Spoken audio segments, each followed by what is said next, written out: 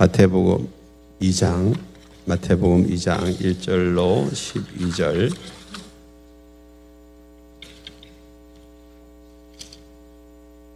한 절씩 교독합니다. 헤롯 왕 때에 예수께서 유대 베들레헴에서 나심에 동방으로부터 박사들이 예루살렘에 이르러 말하되, 유대인의 왕으로 나시니가 어디 계시냐? 우리가 동방에서 그의 별을 보고 그에게 경배하러 왔노라 하니, 헤롯 왕과 온 예루살렘이 듣고 소동한지라.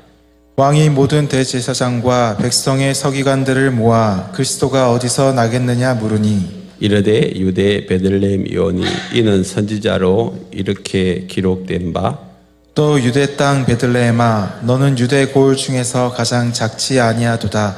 내게서 한 다스리는 자가 나와서 내 백성 이스라엘의 목자가 되리라 하였음이니이다. 이에 헤롯이 가만히 박사들을 불러 별이 나타난 때를 자세히 묻고 베들레헴으로 보내며 이르되, 가서 아기에 대하여 자세히 알아보고 찾거든 내게 고하여 나도 가서 그에게 경배하게 하라. 박사들이 왕의 말을 듣고 갈새 동방에서 보던 그 별이 문득 앞서 인도하여 가다가 아기 있는 곳 위에 머물러 서 있는지라. 그들이 별을 보고 매우 크게 기뻐하더라. 집에 들어가 아기와 그의 어머니 마리아가 함께 있는 것을 보고 엎드려 아기께 경배하고 보배압을 열어 황금과 유황과 모략을 예물로 드리니라. 그들은 꿈에 헤롯에게로 돌아가지 말라 지시하심을 받아 다른 길로 고국에 돌아가니라. 아멘. 오늘 이 말씀을 가지고 성탄절을 준비한 사람들이라는 제목으로 함께 말씀을 나누겠습니다. 오늘도 한번 외쳐볼까요? 기도하면 하나님을 같이 할까요? 기도하면 됩니다. 하나님이 하십니다. 하나님을 믿습니다. 아멘. 여러분, 올 한 해가 이제 저물어 가는데 하나님을 얼만큼 경험하셨어요? 하나님을 만난 적이 몇 번이나 됩니까?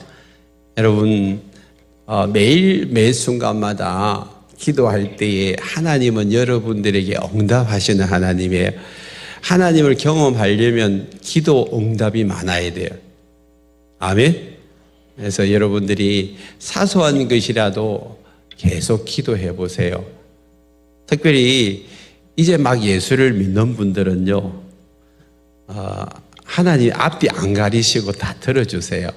그럼 재미가 있어요. 기도 응답의 재미를 느끼셔야 돼요. 그럴 때 믿음이 점점 자라게 됩니다. 이제 성탄절을 한 주 앞두고 있습니다. 성탄은 어떤 날입니까? 예수님이 이 땅에 태어나신 날입니다. 성경책에는 12월 25일이라고 그렇게 기록된 곳은 없습니다. 그래서 어떤 분들은 12월 25일 날 성탄절을 지키는 것은 비성경적이다, 그렇게 이야기하시는 분들이 있어요. 그래서 심지어는 어떤 사람은 성탄절을 지키면 이단이다, 그렇게도 말하는 사람인데 그건 엉뚱한 이야기입니다. 여러분, 성경에는 12월 25일이 안 나오지만 365일 중에 한 날은 예수님이 태어나셨어요. 아멘이에요? 365일 중에 한 달은 태어나잖아요. 여러분들이 고아로 자라면서 어떤 날이 내 생일인지 모르는 분들이 있어요. 부모님 없으니까, 안 가르쳤으니까. 그러면 그 중에 한 날은 정해가지고 생일로 지키잖아요.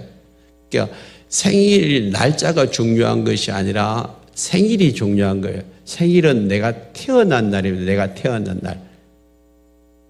그래서 여러분들은 1년 중에 하루를 정해가지고 태어난 날을 기념하고 있잖아요. 어떤 분들은 예수 믿고 난 다음에 세례를 받고 너무 좋아가지고 생일을 바꿔버려서 태어난 날이 아니고 세례받은 날로 자기 생일을 지키는 사람들이 있어요. 뭐 세례받은 날이든지 태어난 날이든지 어떤 날이든지 간에 하루는 자기 생일로 지킵니다. 생일을 지킬 때 사람들은 축하해주면 너무 좋아해요. 그렇잖아요. 그래서 축하하고 케이크 자르고 또 이렇게 박수치고 하는 것을 너무 좋아하고 누가 선물 주면 더 좋아하잖아요. 근데 생일날 쓸쓸히 지나면 별로 기분이 안 좋아요. 근데 여러분들이 생일을 왜 좋아하나요? 여러분들이 태어난 날이기 때문에. 근데 정작 우리가 이 생일을 맞이해서 내가 좋아하는 것으로 그치면 안 돼. 나에게 생명을 주신 그분을 우리가 생각하고 감사해야 돼요. 예수 안 믿는 그런 분들은 다 부모님이 나에게 생명을 줬다고 생각해요. 그러면 여러분들이 생일날 사실은 이제 어른이 되고 성장을 하면 부모님들에게 감사하셔야 돼요. 부모님들에게. 내 생일을 맞이해서 누가 나를 축하해 주기 전에 내가 나에게 생명을 주신 그 부모님에게 감사해야죠. 근데 궁극적으로 보면 부모님을 통해서 생명을 주신 분은 누구예요? 누구세요? 하나님이잖아요. 하나님이 우리에게 생명을 주셨어요. 그래서 생명을 주신 하나님을 앞에 여러분 감사하셔야 돼요. 여러분 다른 날은 몰라도 여러분 생일에는요 선물 받는 날이 아니라 내가 감사하는 날입니다. 그래서 하나님 앞에 꼭 여러분 생일 때는요 예물로 하나님께 감사를 하셔야 돼요. 그것이 우리의 마음의 표현입니다. 선물 받는 것으로 끝나지 마시고 감사하십시오. 우리는 우리 자신의 생일뿐만 아니라 이제 예수님의 생일을 우리가 기리는 날이 성탄절입니다. 예수님이 하나님이시면서 이 땅에 왜 오셨을까요? 예수님은 이 땅에 안 오셔도 돼요. 왜? 신이시기 때문에. 하나님이신 예수님이 하늘에서 영광을 받으시면 누가 할 말 없어요. 그럼에도 불구하고 우리를 사랑하시기 때문에 이 땅에 자신이 인간의 몸을 입고 오셨어요. 뭐 하기 위해서 오셨어요? 잘 모르세요? 우리를 구원하시기 위해서요. 우리를 구원하시기 위해서. 우리를 죄에서 건져시가지고 우리를 하나님의 자녀 삼아주시고 천국 백성으로 만드셔가지고 저 천국으로 우리를 이끌어가기 위해서 예수님이 이 땅에 오셨어요. 얼마나 고마워요. 예수님이 이 땅에 오시지 않았다면 우리는 구원받을 길이 있다 없다? 없어요. 그래서 예수님 앞에 우리는 감사하는 거예요. 그래서 예수님이 태어나신 날 축하하고 감사하는 그 날이 성탄절이에요. 그래서 이미 2000년 전에 태어났지만 몇 년마다 우리는 생일을 우리가 기념하듯이 예수님이 태어난 날을 기념하는 거예요. 여러분 생일이 20년, 30년 전에 생일인데 매년마다 왜 이렇게 축하하죠? 너무 좋으니까요. 예수님 생일도 똑같아요. 여러분 성경에 보면 여러 절기가 있어요. 그 절기들을 왜 지키나요? 기억하라고. 기억하라고. 6월 절기는 예수님이 아니라 이스라엘 백성들이 출애굽한 날을 기념한 날이잖아요. 종살이 하던 이스라엘 백성들을 하나님께서 이제 이끌어내셔가지고 가나안 땅으로 인도하신 것을 너무 감사하고 좋아해서 그거 기념하라는 거예요. 초막절은 광야 생활을 하면서 이스라엘 백성들을 하나님께서 어떻게 도와주고 그 초막절을 지나면서 이제 가나안 땅에 들어가는 것을 기념하고 기억하라고 초막절을 지키는 것입니다. 우리가 부활주의를 왜 지킵니까? 예수님이 우리를 위해 십자가에 죽으시고 3일 만에 다시 살아나는 것을 기억하고 감사하라는 거예요. 그래서 우리가 절기들을 지키는 이유는 그때에 하나님이 우리를 위해서 뭘 해주셨는지를 가만히 생각하고 기억하고 그에 대해서 뭐 하라고요? 감사하라고 하나님이 우리에게 절기를 주신 거예요. 우리 너무 자주 까먹습니다. 특별히 이렇게 바쁜 이런 삶을 살아갈 때에 여러분 우리는 잊어버릴 때가 너무 많습니다. 그럴 때 다시 하나님이 우리에게 어떤 사랑을 베풀어 주셨는지를 우리가 기억하기 위해서 절기를 지키는 것이죠. 오늘 제 본문을 다시 보시겠습니다. 헤롯 왕 때에 예수께서 유대 베들레헴에 나심에 동방으로부터 박사들이 예루살렘에 이르러 말하되, 이 헤롯 왕은 예수님이 태어나실 때에 유대인의 왕이었어요. 실제적으로는 로마의 지배를 받고 총독이 모든 것을 관할하지만 이제 유대에는 분봉왕이라고 그냥 자기들끼리 자치 기구로 이렇게 왕으로 세웠는데 실제적인 권한은 그렇게 많지는 않습니다. 실제 통치하는 것은 총독이 하는 게 총독이. 근데 백성들을 무마하기 위해서 세워놓은 왕이 유대인 헤롯 왕이에요. 근데 이 헤롯 왕 때에 유대 베들레헴에서 예수님이 태어나셨어요. 근데 왜 사람들이 동방으로부터 예루살렘에 왔을까요? 여기 박사들은 그게 성경 주석에 보면 점성가 그렇게 나와요. 이 점성가는 많은 사람은 별을 연구하는 사람들, 오늘날 말하면 천문학자들을 이야기하는 거예요. 그 사람들이 별을 연구하다가 실제적으로 지금까지 보지 못한 새로운 별이 등장한 것입니다. 그리고 그 별이 막 움직이는 거예요. 그래서 너무 신기하죠. 그래서 저 별이 뭘까? 그러면서 자기들이 저만큼 밝게 빛나는 별은 아마 이 땅에 새로운 왕이 태어났다는 증거일 것이다.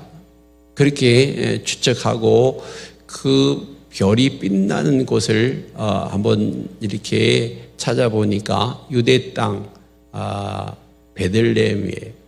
처음에는 베들레헴하고 예루살렘하고 그 근처예요. 걸어서 얼마 안 돼요. 그러니까 이제 베들레헴에 태어난 줄 모르고 별을 따라 왔는데 그 별이 어디로 왔어요? 이제 예루살렘 근처까지 온 거예요. 그래서 그들이 이 동방에서 이제 예루살렘 근처까지 왔는데, 이 동방이라는 곳이 특정하게 이름이 안 나와 있으니까 사람들이 이곳이 어딜까 이제 성경학자들이 추측을 하기를 바벨론일 것이다라고 생각해요. 왜? 바벨론에 전체 학자들이 많았으니까. 바벨론은 지금으로 말하면 이라크 땅이죠. 이라크 땅. 이라크 땅에 있는 이제 천문학자들이 별을 보고 난 다음에 그 별을 따라온 거예요. 새로운 별이 등장해서 그 땅에 왔는데 그 땅이 바로 이제 이스라엘 예루살렘이에요. 그 근처까지 오니까 이제 별이 멈춘 거예요. 움직임을 멈춘 거예요. 그래서 2절에 이렇게 이야기하죠. 유대인의 왕으로 나신 네가 어디 계시냐? 우리가 동방에서 그의 별을 보고 그에게 경배하러 왔노라. 그랬어요. 자, 이 말을 듣고 난 다음에 유대인의 왕이 어디냐? 우리가 그 사람에게 경배하러 왔다고 그렇게 이야기하니까 3절에서 헤롯 왕이 어떻게 됐어요? 소동하기 시작해요. 온 예루살렘과 함께. 왜 헤롯 왕이 지금 난리 났어요? 지금 왕이 누구예요? 헤롯 왕 자기가 왕인데, 그리고 자기가 죽고 나면 아들이 왕이 될 터인데 새로운 왕이 이게 태어났고 지금 왕이 어디냐고 그렇게 물어보니까 기가 막힌 거예요. 난리가 난 거죠.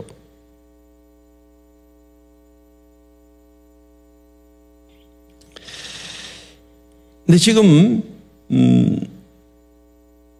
이 동방에서 온 이 박사들이 지금 찾아온 그분은 누구일까요? 4절을 보세요. 왕이 모든 대제사장과 백성의 세관들을 모아 그리스도가 어디서 나겠느냐 물으니 그랬어요. 아니 유대인의 왕으로 오신 분을 찾아왔는데 헤롯이 갑자기 야 너희들 모여봐라. 다 모여봐라. 그래가지고 대제사장들 사두개인 바리새인들 다 모아놓고 메시아 그리스도가 어디서 태어난다고 성경에서 기록되어 있냐. 그리스도가 어디서 태어난다고 기록되어 있냐고 물어본 거예요. 벌써 헤롯의 머리는 돌아가고 있습니다. 자기가 왕인데 그러면 왕이 태어났다 하면 틀림없이 메시아일 것이다. 그리스도이실 것이다. 라고 추측을 한 거죠. 그래서 지금 사람들을 불러 모아놓고 야 왕이 태어났다고 하는데 그 왕은 지금 현재 내가 왕이니까 그 왕은 아마 메시아 그리스도일 것이다. 이 그리스도라는 말은 헬라어로 기름 부음 받은 자예요. 그것을 히브리어로 말하면 뭐예요? 메시아예요. 그래서 메시아하고 그리스도는 같은 말, 틀린 말? 같은 말이에요. 같은 말. 구약에서 메시아가 신약의 그리스도예요. 그리스도. 그래서 어떤 사명을 위해서 일을 위해서 기름 부음 받은 자가 그리스도거든요.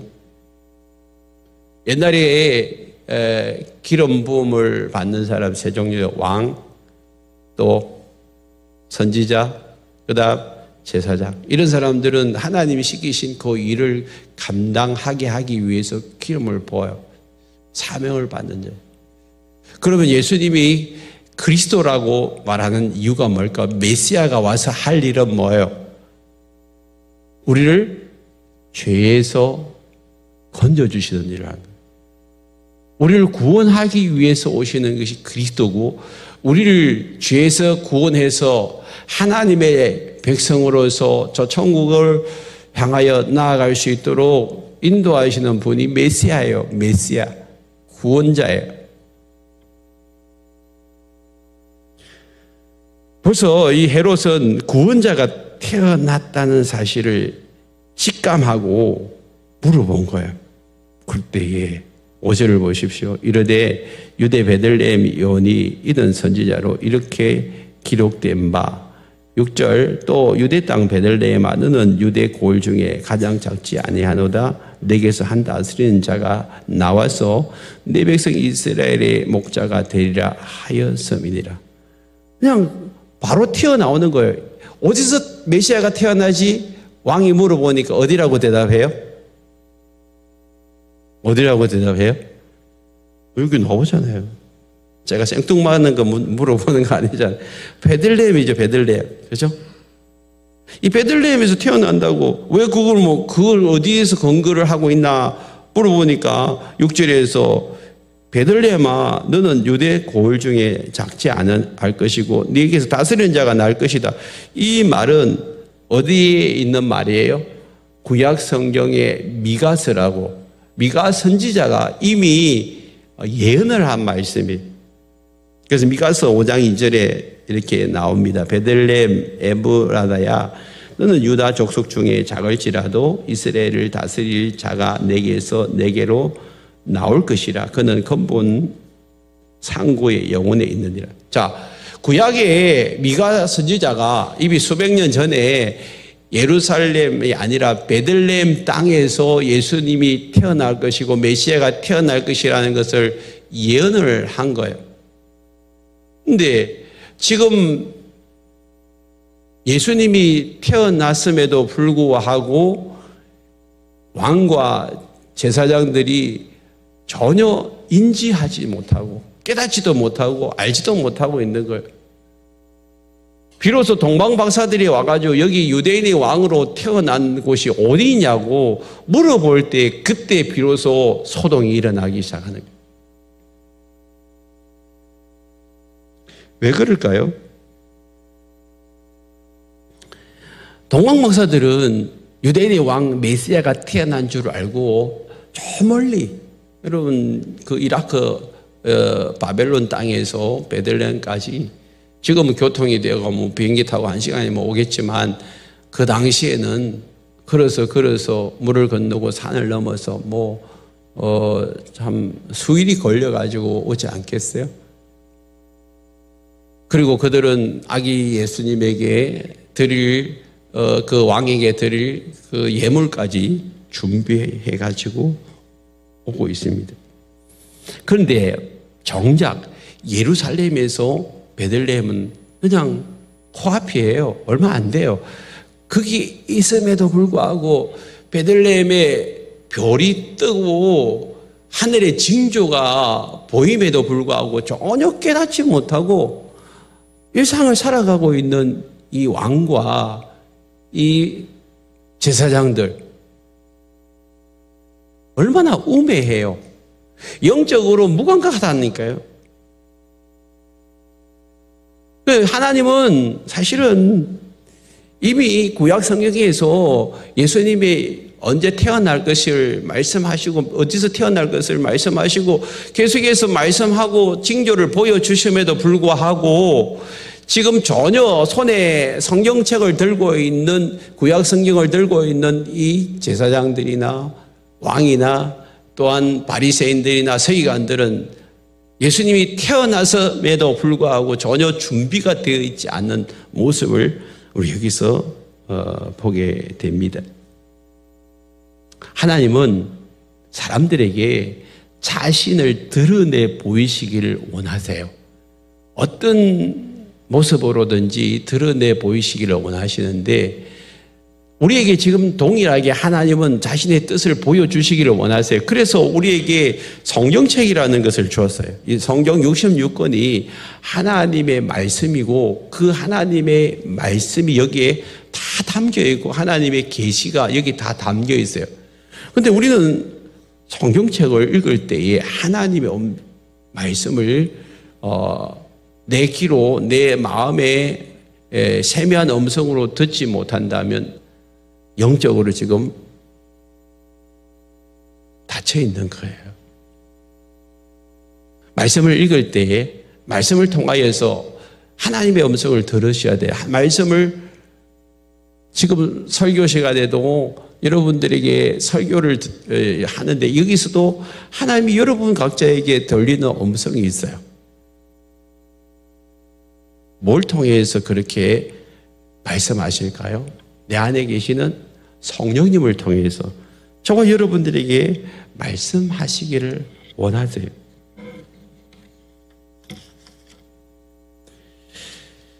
뿐만 아니에요. 하나님은 구약 성경을 통하여서 하나님이 이 땅 가운데 예수 그리스도의 몸으로 오실 것을 참 많은 부분에서 예언을 하고 있는데 이사야 7장 14절에 보면 그러므로 주께서 친히 징조를 너에게 주실 것이라 보라 처녀가 잉태하여 아들을 낳을 것이요 그의 이름을 임마누엘이라 할 것이다. 예수님이 처녀의 몸으로 태어날 것이고 또 호세아 11장 1절에 보면 이스라엘이 어렸을 때 내가 사랑하여 내 아들을 애굽에서 불러내었거늘 예수님이 어릴 때에 애굽에서 나사렛으로 이사할 것을 예언하고 계시고 그 다음에 예레미야 31장 15절에 보면 여호와께서 이와 같이 말씀하시느니라 라마에서 슬퍼하고 통곡하는 소리가 들리니 라헬이 그 자식 때문에 애곡하는 것이라 그가 자식이 없어져서 위로받기를 거절하는도다. 이 말씀은 이제 헤롯 왕에 의해 가지고 이 베들레헴에서 살인이 벌어지고 거기에 통곡하는 소리가 들릴 것임을 예언한 말씀이에요. 그래서 실제적으로 오늘 본문 뒤에 보면 헤롯이 이제 동방박사가 떠나고 난 다음에 베들레헴에 2살 이하의 모든 아이들 다 죽이라고 해요. 그래서 거기서 통곡하는 소리가 들려요. 이런 예언들을 예수님이 성경에 많이 기록해 놓았음에도 불구하고 사람들이 무관심한 거예요. 사람들이 전혀 알지를 못하고 있는 것입니다. 그런데 지금 전체를 관찰하는 이 동방박사들은 자연 계시를 보면서 이거는 뭔가 다르다. 뭔가 지금 이스라엘 쪽에서 왕이 태어났다라는 것을 알고 그들은 지금 유대 땅으로 동방박사들이 찾아온 것입니다. 성경은 이렇게 이야기합니다. 하나님께서 자연 만물을 통하여서 하나님의 뜻을 깨닫게 해주신다고. 그래서 로마서 1장 19절 20절에 보면 이는 하나님을 알만한 것이 그들 속에 보임이라 하나님께서 이를 그들에게 보이셨느니라. 창세로부터 그의 보이지 아니하는 것들 곧 그의 영원하신 능력과 신성이 그의 만드신 만물에 분명히 보여 알려졌으니 그러므로 그들이 핑계하지 못할지니라. 하나님이 만들어 놓으신 자연 만물 속에서 하나님의 그 능력과 신성을 보여주신다는 것입니다. 하나님 당신의 그 계시를 하고 싶은 이야기를 하나님이 나타낼 징조를 보여주신다는 것입니다. 성경에 보면 마태복음 24장에 예수님이 다시 오실 때도 이 말세에 기근과 지진과 전쟁들이 많아질 것이라고 이야기합니다. 여러분, 이제는 틀림없습니다. 어쩌면 저와 여러분들이 살아생전에 예수님이 다시 오실 수 있습니다. 저는 그것을 위해서 기도하고 있습니다. 제가 사별하지 아니하고 내 생전에 주님이 다시 이 땅에 오셨으면 좋겠어요. 여러분 어떠세요? 주님이 오실 준비를 하고 있나요? 예수님이 다시 오실 때에 어떤 일들이 일어난다고 합니까? 곳곳에 기근과 또 지진과 천재지변이 일어날 것이라고 이야기합니다. 그런데 지금은 어느 때보다도 더 많은 그런 이상 현상들이 일어나고 있습니다. 어제도 제가 천안에서 내려올 때에 얼마나 많은 눈이 내리는지요. 천안 그 지역에 지금 이제 폭설이 막 내리고 한파주의보가 일어났는데 그것이 이제 충청도에서 산을 이제 통과해가지고 터널 통과해가지고 경상도 쪽으로 상주를 지나니까 눈이 어디 있는 내리는 듯이 도로가 깨끗했어요. 근데 여러분 지금 전 세계에 눈이 내리지 말아야 될 곳이 눈이 내리고 있고 비가 내리지 말아야 될 곳에 비가 내리고 있어요. 사막에 막 비가 내리기 시작하고요. 알래스카가 지금 녹아내리기 시작하고 계속 기온은 상승되고 있습니다. 이런 자연현상을 통하여서도 하나님은 지금 우리에게 말씀하시기를 원하십니다. 때가 임박했다고. 이제 주님 오실 날이 가까웠다고 우리에게 지금 말씀하고 있는 것입니다. 그런데 이런 것들을 우리가 듣고 난 다음에도 보고 난 다음에도 아무 준비 없이 산다면 여러분 마치 동방박사들이 예루살렘에 와가지고 여기에 왕으로 나시니까 어디 있냐고 물어볼 때 막 갑자기 놀래고 소동하고 그냥 허겁지겁하고 이런 모습이 오늘 우리에게도 동일하게 나타날 수가 있어요. 여러분들이 이제 주일에 와서 예배 드리고 삶 속에서 하나님을 여러분들이 계속해서 만나고 교제하고 소통한다면 이런 일들이 일어나지 않을 거예요. 그런데 하나님의 음성을 듣지 못하고 하나님과 소통함이 없이 살아간다면 우리 역시도 허둥지둥 할 수밖에 없는 것이죠.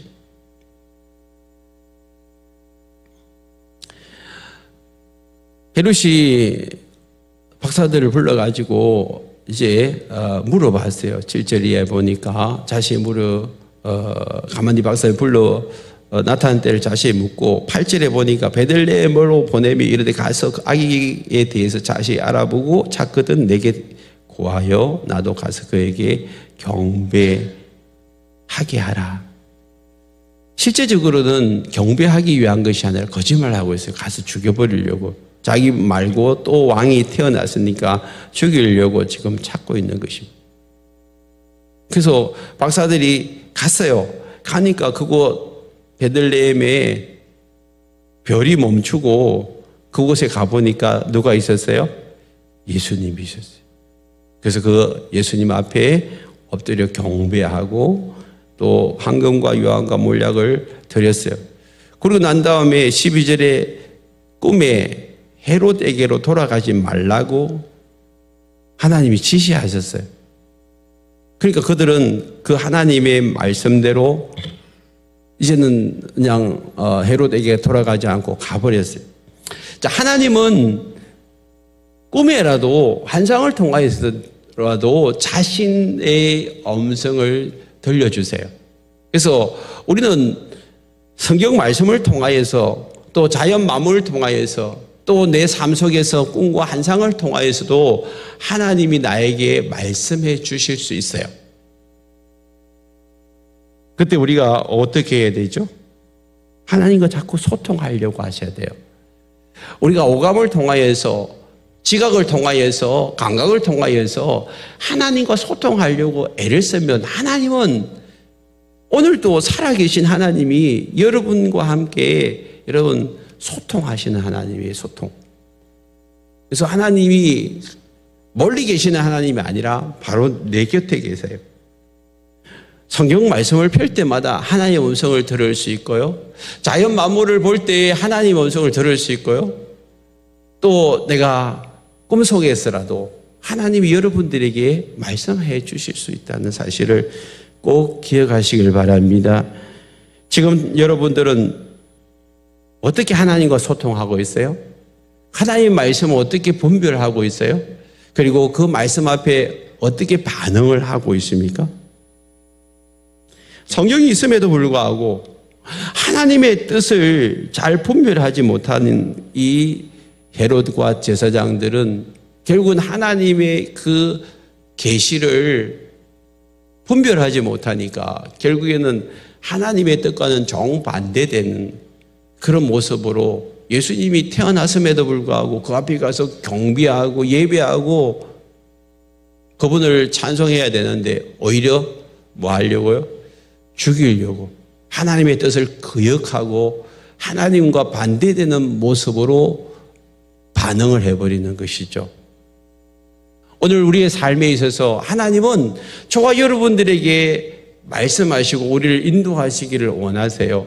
그런데 하나님의 음성이 내 귀에 들리지 않고 내 마음으로 느껴지지 않으니까 내 마음대로 사는 거예요. 내 뜻대로 사는 거예요. 내 생각대로 살아버리는 것입니다. 오늘 우리가 이 땅 가운데서 하나님이 살아계시기 때문에 하나님의 뜻을 잘 분별하고 살아가셔야 돼요. 그럴 때 실패하지 않는 인생 살 수 있는 것입니다. 어떻게 하면 하나님의 뜻을 잘 분별할 수 있을까? 첫 번째로 영적으로 깨어있어야 됩니다. 영적으로 깨어있어야 돼요. 내 삶을 인도하시기를 원하시는 분 하나님이시기 때문에 첫 번째로 우리를 인도하시기를 원하시는 하나님은 뭘로 인도하실까요? 시편 119편 105절에 보면 주의 말씀은 내 발의 등이요 내 길의 빛이니라. 가장 확실하고 중요한 방법은 하나님의 말씀이에요. 말씀은 내 길의 등이요 한 걸음 한 걸음 나를 인도하시는 등과 같아요. 그리고 저 멀리까지 우리를 비춰주는 빛과 같은 것이 하나님의 말씀이기 때문에 우리가 왜 말씀을 읽어야 되고 들어야 되고 묵상해야 되죠? 그 말씀이 나를 인도하기 때문에 이끌기 때문에.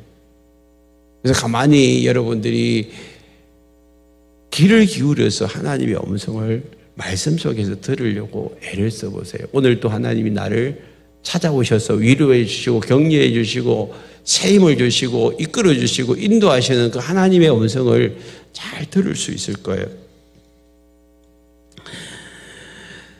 또한 그 하나님의 음성을 잘 들을 수 있도록 우리에게 역사하시는 분이 우리 안에 계시던 성령님이에요. 여러분 예수를 믿으세요? 예수를 믿으세요? 예수를 믿으면 우리 안에 누가 찾아오시죠? 성령님 찾아오세요. 여러분 안에 성령님이 안 계시면 예수 안 믿는 거예요. 예수님을 믿는다고 하면서 성령님이 계신지 안 계신지 잘 모르시는 분들은 예수님을 안 믿는 분이에요. 내가 결혼을 했는지 안 했는지 그걸 알려면 내가 내 남편 이름이 누군지 내 아내 누구 이름이 누군지 아셔야 되죠. 결혼했다고 하면서 자기 남편도 모르고 아내도 모르고 결혼한 사람이에요? 안 한 사람이에요? 안 한 사람이에요. 내 안에 성령님이 계시는 것이 아직도 느껴지지 않고 잘 모르겠다 하면 아직 예수 믿는 거 아니에요. 그래서 여러분, 우리 교회에서는 여러분들에게 예수 믿는 것을 도와줘요. 어떻게 해요? 예수 영접 모임.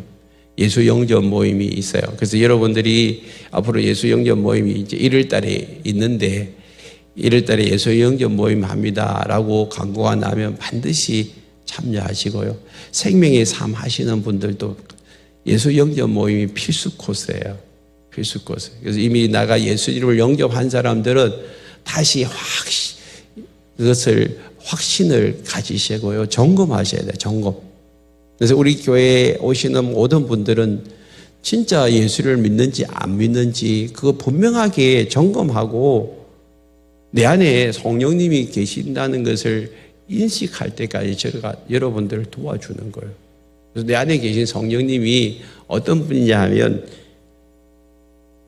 에베소서 1장 17절에 우리 주 예수 그리스도의 하나님 영광의 아버지께서 지혜와 계시의 영을 너희에게 주사 하나님을 알게 하시고, 성령님은 지혜와 계시의 영. 따라합니다. 지혜와 계시의 영. 지혜와 계시의 영. 누가요? 성령님이 지혜와 계시의 영이에요. 그래서 내 안에 계시는 성령님이 여러분들에게 지혜도 주시고 계시라는 말은 드러내 보이는 거예요. 하나님의 뜻을 알게 해주시는 영이 누구예요? 성령님이 성령님. 성령님이 내 안에 계시기 때문에 하나님의 뜻이 무엇인지 밝히 가르쳐 주시고 깨닫게 해주시는 선생님 역할을 해줘요. 선생님. 그래서 예수를 믿고 나면 하나님의 뜻을 알 수 있다 없다? 있는 거예요. 그냥 하나님은 막 수수께끼 풀듯이 막 비밀로 감춰놓고 막 찾아오고 막 이렇게 또 애쓰고 이래야만이 하나님이 자신의 뜻을 나타내 보여주시는 것이 아니라 그냥 하나님은 자신의 뜻을 다 펼쳐 보이는데 문제는 뭐냐 하면 내 안에 성령님이 안 계시니까 여기에 눈이 안 열리니까 하나님을 모르는 거예요. 하나님이 계시는데 왜 하나님을 몰라요? 하나님이 말씀하시는데 왜 하나님 음성이 안 들려요? 다 들려요. 내 양은 내 음성을 듣고 그렇잖아요. 하나님의 음성이 들려야 돼요.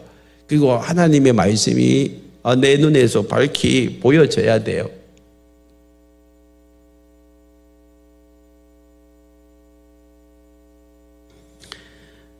영적으로 맹인 것 같은 사람들이 어떤 사람입니까? 성령책은 들고 있지만 그 성령책의 뜻을 깨닫지 못하고 그 말씀대로 살지 못하고 그 말씀대로 순종하지 못하는 사람들이 영적인 맹인들입니다. 하나님은 우리에게 지금도 말씀하고 계세요. 그래서 우리가 하나님의 뜻을 잘 분별하려면 말씀을 펴드려야 돼요. 그리고 내 안에 계신 성령님 앞에 계속해서 기도하셔야 돼요. 하나님을 잘 알게 해달라고, 깨닫게 해달라고 자꾸 기도하십시오. 그러면 성령님이 우리 가운데서 풀어 설명해 주세요. 또 한 가지는 하나님의 뜻을 분별하면 어떻게 해야 되죠? 순종하며 나아가야 합니다. 순종합니다. 이 동방박사들이 새로운 별이 떴다. 저는 보통 별이 아니다. 유대인의 왕이 태어났다는 증거다. 그러면 어떻게 해요? 그들이 한번 가보자. 저 별이 어떤 곳인고. 그래서 순종하며 나아가는데 여기서 성경에 보니까 한 사람이 아니고 여러 사람. 그래서 동방으로부터 박사들이라고 하죠. 박사들. 그들이 함께 이런 말이 있어요. 11절에 함께. 여러분, 이게 참 중요한 말이에요.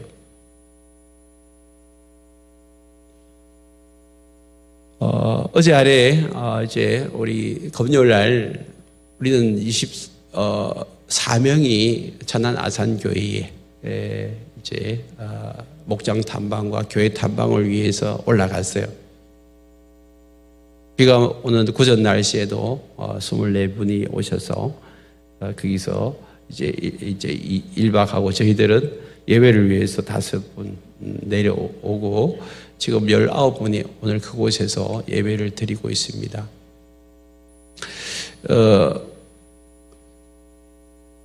그분들이 우리를 맞을 준비를 하고 14가정이 집을 오픈했어요. 집을 오픈.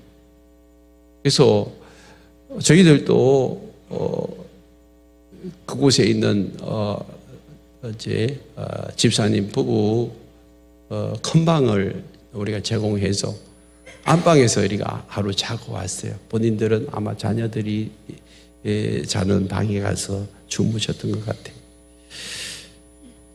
이렇게 호텔에 들어가면 이렇게 꾸며놓은 것처럼 그렇게 꾸며놨어요. 저희 딸들 둘이도 올라갔는데 그 딸들을 맞이하기 위해서 젊은 부부가 또 안방을 제공하고 자기들은 다른 방에서 잤대요. 아이들한테. 그리고 모든 것을 잘 준비를 해놓고 모든 분들이 그렇게 준비를 하고 우리 샘물교회 성도님들을 맞이했습니다. 그곳에서 우리는 아무런 비용도 지불하지 않는데도 불구하고 2박 3일 동안 최고의 그런 숙박을 이렇게 준비해 가지고 우리를 위해서 제공하고 6끼의 음식을 또 우리를 나그네를 위해서 베풀고 있는 거죠. 왜 그럴까요? 저들은 하나님의 뜻이 무엇인지를 알기 때문에 하나님의 뜻이 무엇인지를 알기 때문에 이미 그들은 하나님이 보여주시고 말씀하시는 대로 지금 순종하고 살아가는 것입니다. 그럴 때에 그 가운데서 많은 영혼들이 구원함을 받고 사실은 한 40여 명의 이 성도님들이 지금 한 10여 년 동안 영혼 구원하고 제자 삼는 그 일을 감당함으로 거기에 추보해 보면 우리는 기존 이런 다니시는 분들보다 새로운 분들을 환영합니다. 그런 문구가 나와요. 새로운 영혼들, 예수 모르는 사람들, 그들 가정들마다 여러분 집을 오픈해가 목장에서 같이 교제하고 한 1년 동안 교회는 나오지 않고 그냥 목장에서 생활하다가 너무 예수 믿는 사람들이 좋아가지고 감동을 받아가지고 교회로 오는 분들이 있어요. 어제 한 목자 목녀가 마지막으로 우리를 위해서 이렇게 간담회를 하는데 그분의 목표는 남을 성공시켜주는 거예요. 자기가 슈퍼마켓을 10개, 20개 해가지고 돈을 많이 모을 수 있는데도 불구하고 그 기술을, 노하우를 다 이렇게 전수를 해가지고 자기는 슈퍼 하나를 가지고 자기 주변에 있는 직원들에게 그 슈퍼를 할 수 있도록 기술과 노하우를 다 전개해가지고 자기를 인해가지고 21개의 슈퍼마켓이 다 새로 생겨나고 그들이 다 이렇게 올바로 슈퍼제를 통해서 이렇게 잘 할 수 있도록 도와주는 자기는 그렇게 21개를 제공하고 난 다음에 큰 부자로 사는 것도 아니에요. 그냥 생활할 만큼 사는 거예요. 왜 그렇게 삽니까? 물어보니까 저는요 다른 사람들을 성공시키는 것이 저의 사명입니다. 그러니까 사람들이 그 마인드를 가지고 살아가니까 그 사람 앞에 고개를 숙여요. 처음에는 저 사람이 무슨 꿍꿍이 속이 있는 거 아닌가라고 생각하다가 진짜 진실하게 그렇게 다른 사람들을 섬기니까 그 사람들이 다 목장으로 오고 VIP가 돼가지고 예수를 믿고 그걸 분가를 3번씩이나 했다니까요. 3번씩. 예수 안 믿는 사람들이 감동을 받아가. 나 저런 사람이라면 나도 예수 믿겠다고. 나도 교회 가겠다고. 그래 와가지고 예수 믿고 세례받고 그 하나님의 백성이 돼가지고 교회 목자들로 일꾼으로 세워져 있는 모습들을 보게 됩니다. 하나님 말씀하실 때에 순종하셔야 돼요. 순종. 근데 순종한다는 것이 그냥 되는 게 절대 아니에요. 여러분 동방 박사들이 여러분 바벨론에서 이 예루살렘까지 오기 위해서 얼마나 희생과 헌신이 필요해요. 그만한 대가를 지불해야 된다니까요. 여러분들이 살아가면서 어떤 일을 할 때에 대가 지불 없이 뭔가 일을 할 수 있나요? 학생들이 공부를 할 때에 대가 지불 없이 어떻게 공부를 해요? 공부를 하기 위해서 대가를 지불하잖아요. 여러분 직장인들도 마찬가지예요.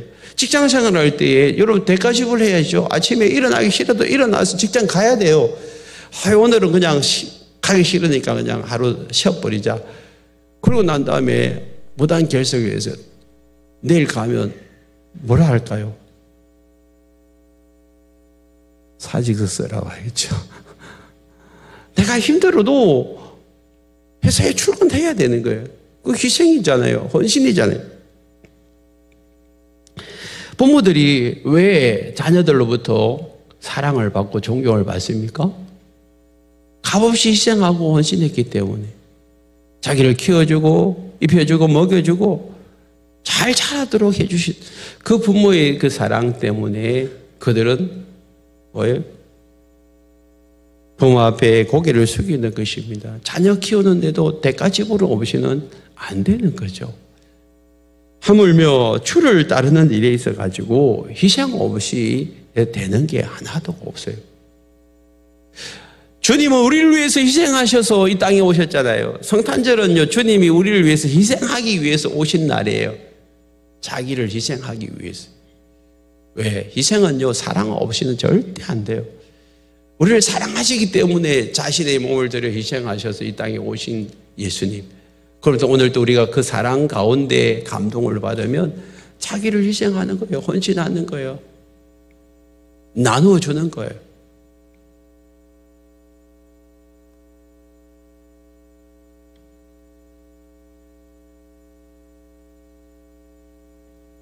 오늘 우리의 삶에 있어서 하나님의 뜻을 따른다는 것은 다른 거 아니에요. 나를 비워내는 것입니다. 종의 형체로 이 땅에 오신 예수님처럼 나를 비워내면 돼요. 나를 희생하면 돼요. 그러면 주님의 뜻을 따라가기가 쉬워요. 그런데 내 생각대로, 내 고집대로, 내 뜻대로 뭔가 하려면요, 아무것도 할 수가 없어요. 예수 믿는 것도 마찬가지예요. 지금까지 수십 년 동안 예수 아닌 다른 종교를 믿었는데 그거 안 비워내면 절대 예수 믿을 수가 없어요. 그렇잖아요. 여기 앉아 계시는 우리 귀한 분들 교회 오면서 다 버렸잖아요. 신주단지 다 깨고 달마도사 다 던져버리고. 이거 해야 돼요. 이거 안 하면, 자기를 안 비워내면 예수를 영접할 수가 없다니까. 그게 희생이고 헌신이잖아요. 주를 위해서. 이제 주를 따른다고 하면서 자꾸만 내가 가진 것을 비워내지 않고 내 생각, 내 가치관을 내려놓지 않고 거기다가 뭔가 자꾸 더 얹히려고 하니까 안 되는 거예요. 처음부터 비워내셔야 돼요. 비워내셔야 돼요. 우리가 주님 오심을, 성탄을 이제 준비하기 위해서 어떻게 해야 되죠? 우리 자신에 있는 것들을 자꾸 비워내세요. 그러면 주님의 것으로 채워주세요. 주님이 주시는 그 기쁨과 평강과 즐거움. 제가 먹었던 집의 목자 목녀들은요, 2016년부터 7년 동안 이제 목자 목녀를 하면서 4번의 분가를 했대요. 4번의 분가. 처음에 제가 만났을 때 그분의 인상은요, 외모는 몽골인처럼, 왜 그렇게 하는지 안 물어봤는데 머리 요만큼 남기고 다 깎아버렸어요. 그런데 그 얼굴을 들여다보니까 온유하고 인자한 모습이 그냥 넘쳐나고 있었어요. 근데 제가 안방에서 잤다고 했잖아요. 안방에 신혼 사진을 걸어놨더라고요. 흙에. 신혼부부 사진, 이제 처음 결혼식 할 때 사진에. 근데 그때는요, 완전히 깍두기처럼 아주 날카롭고, 오. 그래서 이제 오해를까 싶어서 이제 물어봤는데 그분이 이제, 목장하고 난 다음에 간증을 했는데요. 진짜 세상적으로 너무 잘 나가는 사람이었어요. 그런 사람이 예수를 만나고 난 다음에 확 바뀌어져 가지고 얼굴에서 여러분 소위 말하는 도끼가 다 빠져버렸어요. 예수님처럼 인자하고 온유한 얼굴로 확 바뀌어져 있어요. 그리고 이제 예수 믿은 지가 이제 10년도 채 안 되는데도 불구하고 영적인 아비와 어미가 돼가지고요. 사실 저하고 대화가 되드리니까요. 이제 예수를 안 믿는 분이 예수를 믿고 난 뒤에 목자 목녀가 되고 난 다음에 영적인 그런 분량이 커져가지고 영혼을 구원하기 위한 열정과 사랑하는 마음, 목사의 그 심정으로, 사모의 심정으로 사람들을 케어하고 그들을 섬기는 그 모습. 자기들이 7년 동안 목자 목녀 하면서 자기 집을 거쳐간 사람이 100명이 넘는데요. 교회에서 그냥 집을 오픈하라면 무조건 오픈해가지고 자기들이 다 모셔요. 그래가지고 건방에서 주무시도록 만들고 식사 대접 다 하고. 왜 그럴까요? 그분들이 진짜 예수를 안 만난다면 희생하고 헌신하지 않습니다. 요즘처럼 목사님들이 신방 오는 것조차도 꺼려하는 이런 시대에 여러분 다른 교회 성도님들을 불러다가 자기 집을 오픈하고 섬기는 이런 일들이 여러분 어디서 그렇게 일어날까요? 왜 그들은 그렇게 살까요?